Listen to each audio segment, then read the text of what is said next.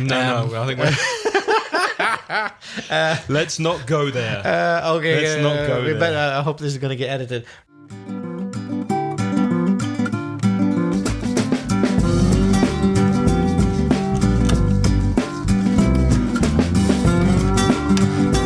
Hello and welcome to another episode of Aprender Inglés con Reza y Craig, episode 64. I'm Craig. And I'm Reza. Hi, Reza. Hi, how's it going? Very well, thank you. If you are a new listener to our podcast, welcome. We are going to help you improve your English. With over 40 years of teaching experience between us, we'll help you improve your grammar, pronunciation, and vocabulary. In this episode, false friends, los amigos falsos. But first, some listener feedback from Manuel. Listen to this, Reza. Dear Craig and Reza, I'm a lifelong student of the English language. In the future, perhaps I'll go to an English-speaking country to finally learn it. I have been to many academies, I've met many professors and different methods, and none of them satisfied me.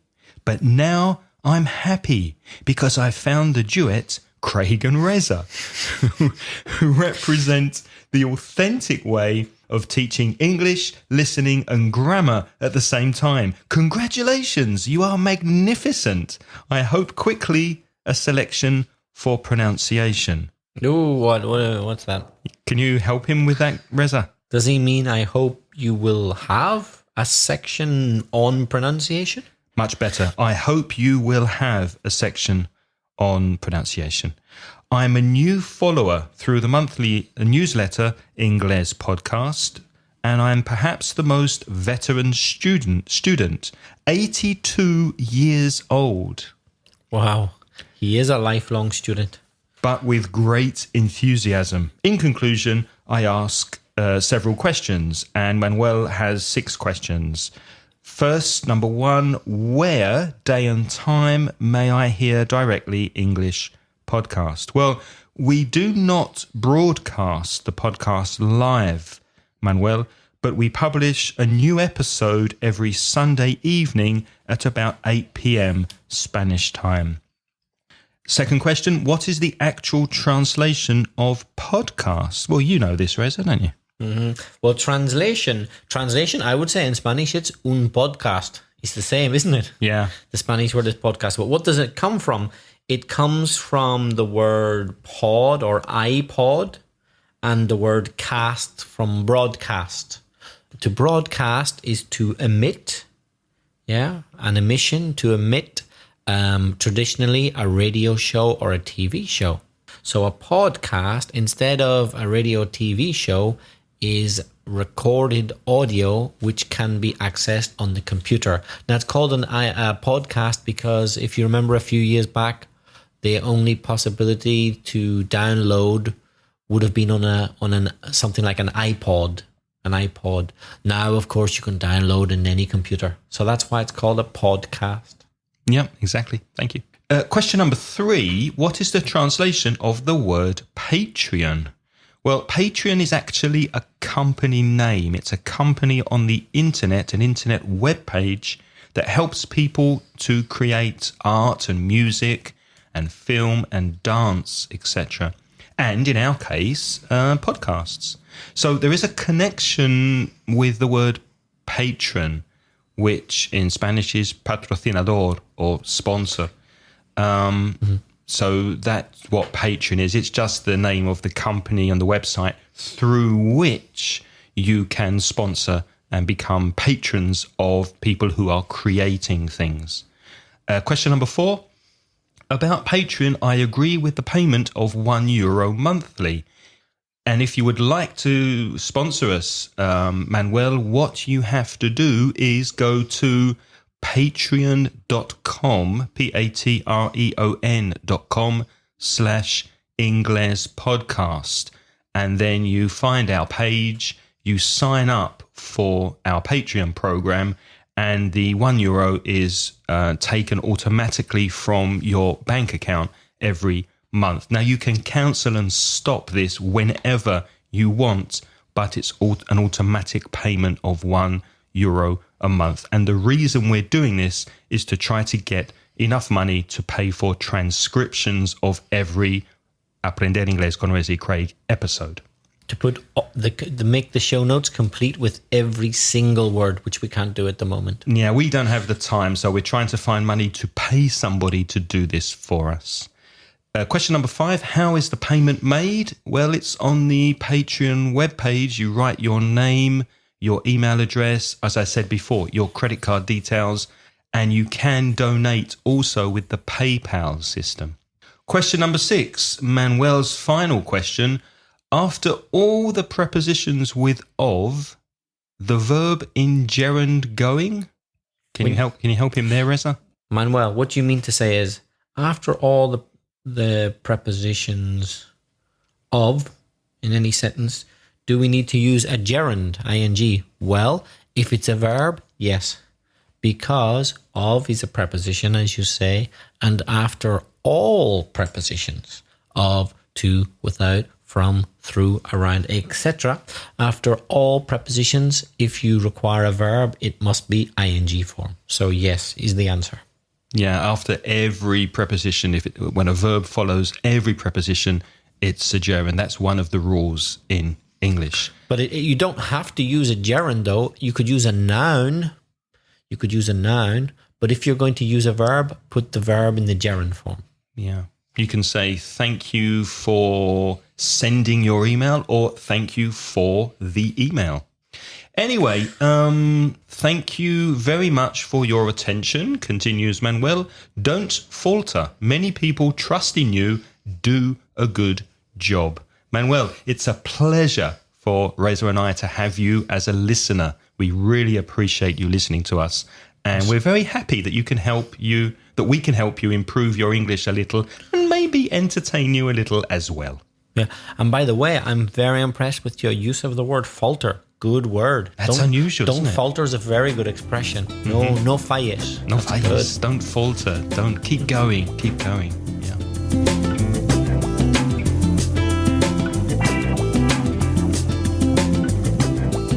Vocabulary, false friends. Reza, what is a false friend? A false friend, well, in real life, a false friend is a person that you thought was your friend, but they're not. That's obvious.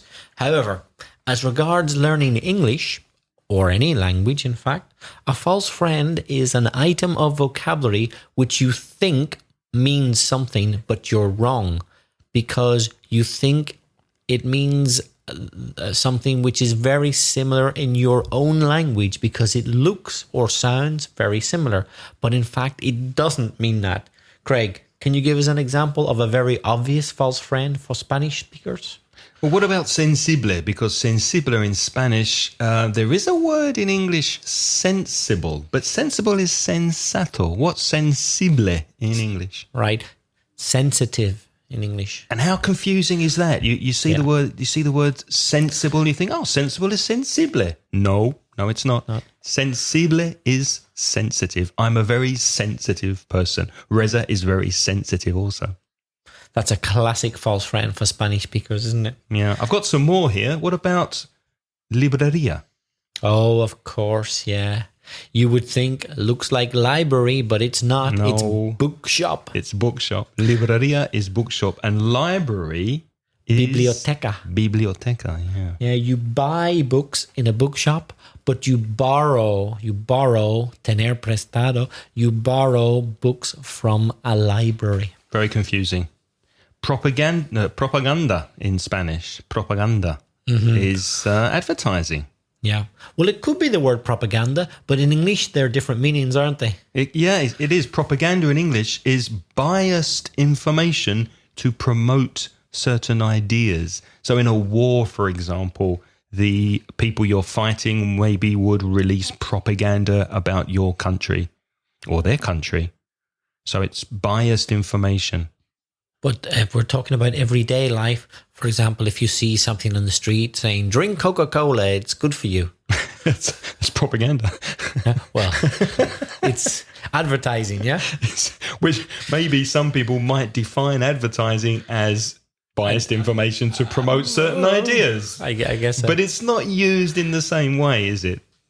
It's not used in the same way. By the way, we don't get paid by Coca-Cola. They're not our sponsor. Not yet, Reza. Well, just to make it absolutely crystal clear and shoot myself in the foot, I don't like Coca-Cola. So there you go. They clearly don't sponsor us. What does shoot myself in the foot mean? Shoot myself in the foot is make a problem for myself or make it impossible for me to do something.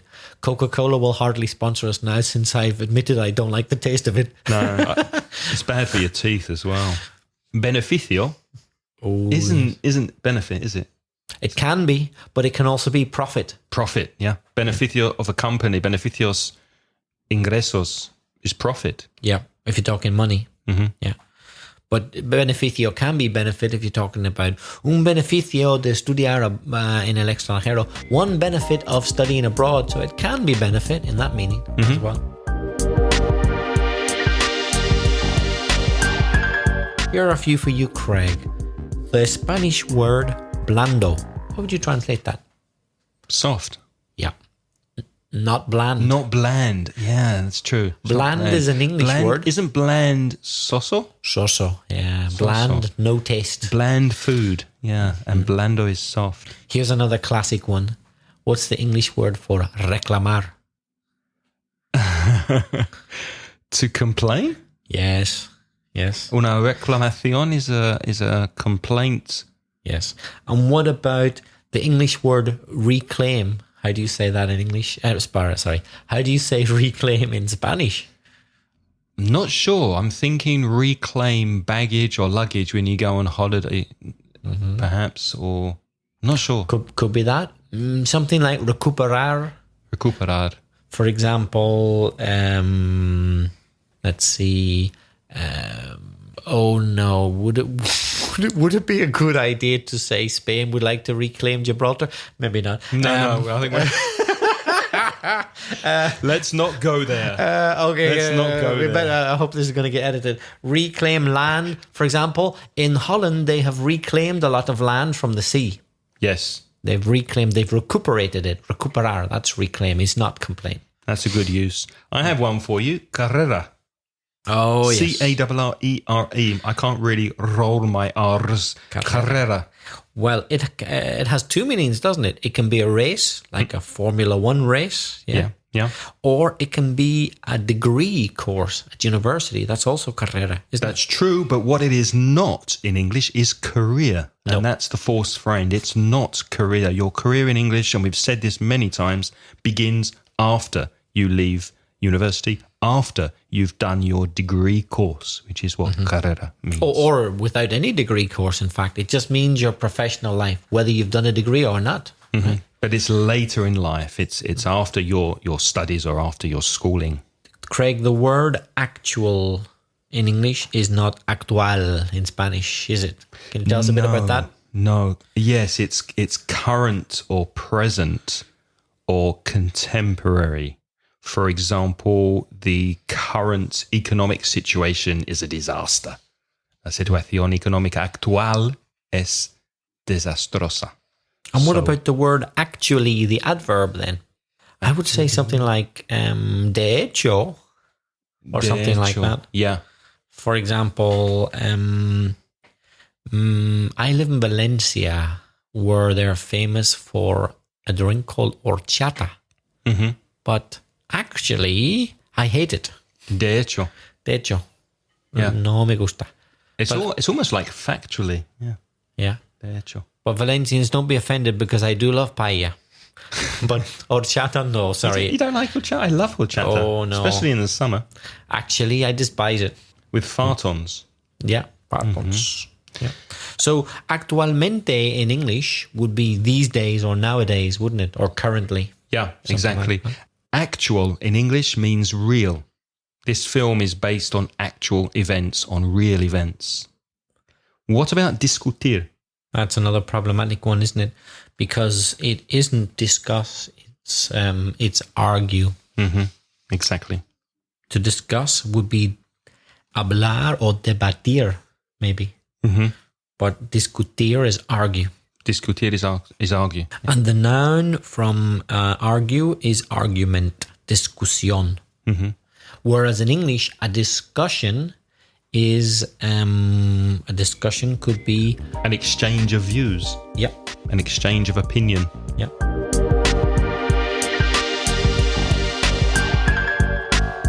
Rezo, I'd like to tell our listeners about something we like. italki.com. italki is a website where you can find a personal one-to-one teacher at a low cost. And there are many reasons why we suggest trying italki, but one very important reason is the personalization. You can find a teacher that has a solution to your specific learning needs. For example, maybe you want to study business English. You can find a business English teacher on italki. Maybe you want to study English just for traveling, for tourism. Maybe you work in a bar or a restaurant and you need catering language. Maybe you want a teacher with an American accent, a British accent. Whatever your needs are as a student, you can find a teacher on italki to meet those needs. You can learn the culture of where your teacher is living, because language is for communication, so you can connect with people all around the world. And italki are offering a special deal to listeners of Aprender Inglés con Rezi Craig. They're offering 100 free italki credits, or ITCs, when you sign up for their paid service. So that's one free lesson when you sign up on their website. So go to inglespodcast.com/italki. That's ITALKI. And Reza and I want to thank italki for sponsoring Aprender Inglés con Reza y Craig. Estar constipado. Yes. Makes me laugh. It's funny, isn't it? Is to have a cold in English. But constipation in English is estreñimiento. If you're constipated, you are blocked. Bloqueado. Mm-hmm. If you're constipated, you can't go to the toilet in English. Yeah. So, I mean, you're blocked at both ends of the body, but there's a difference in meaning between English and Spanish. Estar constipado is to have, I have a cold. My nose is blocked. I have a cold. It's not my bum is blocked. Embarazada. Oh, that's pregnant. Isn't it embarrassed? No. No. Embarrassed? My sister's embarrassed. No, she's not. She's pregnant. Embarazada. Embarazada means pregnant. Embarrassed would be something like in Spanish, I'm embarrassed. Me da vergüenza. Mm-hmm. Yeah? Exactly. That means I feel silly, I feel stupid because I've done something silly. Yeah. Éxito? Not exit. Exit is salida. So what is éxito? Success. Aha. Our podcast has had a lot of success. Okay, Craig, here's one for you. The Spanish word un suceso. What's that in English? I've got you there, haven't I? Can you repeat it? Spanish, un suceso. No idea. Have you ever seen that word in a newspaper or something? I don't read newspapers. Sucesos. There's particularly in local newspapers, you get a couple of pages which are sucesos. Incidents, events. Okay, so how can that be confusing? Because it's not success. Right. Suceso is incident. Okay. And éxito is success. That's clear. We are extranjeros. Does that mean we're strange? Yes. We are strange, but... It does. But that's... Extranjero is another forced friend. Mm-hmm. It's foreign. Foreign or foreigner. We are foreigners because we are foreign. Now, many foreigners are strange. They wear socks with sandals. Yes. Especially the British who live on the Costa Blanca and the Costa del Sol. But extranjero, foreign or foreigner. Be careful with the spelling of foreign. F-O-R-E-I-G-N. Pronunciation, foreign. Do you have any more? Yes. What about the translation of tiempo in English? Now that could be time and that could be climate. Yeah, weather. Yeah. Weather. Weather as in climate, yeah. Mm-hmm. ¿Qué buen tiempo hace hoy? How would you say that in English? What a lovely day. Yeah. What lovely weather. What lovely weather we're having. Yes. And when you're doing an exam, quite often you have to keep an eye on el tiempo. The time, The time, the clock, yeah. Keep an eye on the time. Cuánto tiempo gastas? How much time do you spend? How about this verb, pretender? Yes. It doesn't mean pretend. No. It means intend. Intend, yeah. Which in Spanish, tener la intención de. So, for example, I intend to go on a diet starting tomorrow. Tengo la intención de hacer régimen a partir de mañana. Pretender means to intend to do something. And to pretend means to act that something is the case, but it's not. Exactly. Fingir. Yeah? Simular. To act like, hacer para hacer que. Exactly, simular. For example, he pretended to eat her ice cream. Hizo para hacer que se comía el helado. Reunión. Tenemos reunión. una reunión. Reunión, right? Tenemos una reunión mañana. It's not a reunion.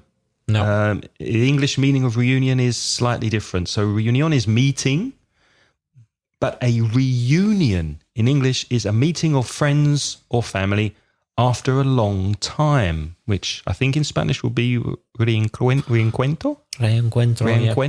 Reencuentro, sorry. Yeah.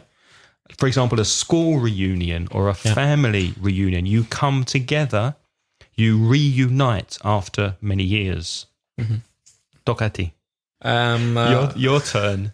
Your turn. Not a problem for you probably, but for many Spanish people. How do you say in English la moto? The motorbike. Yeah. You might think, well, that doesn't seem to be a big problem, but how would you translate then el motor? The motor. The engine. Or motor. The engine or motor, yeah. But Spanish people often mix that up. Yeah. Moto, la moto, and el motor. La moto is motorbike, and el motor is a motor or engine. Good one, yeah. Didn't think of that one. Simpático.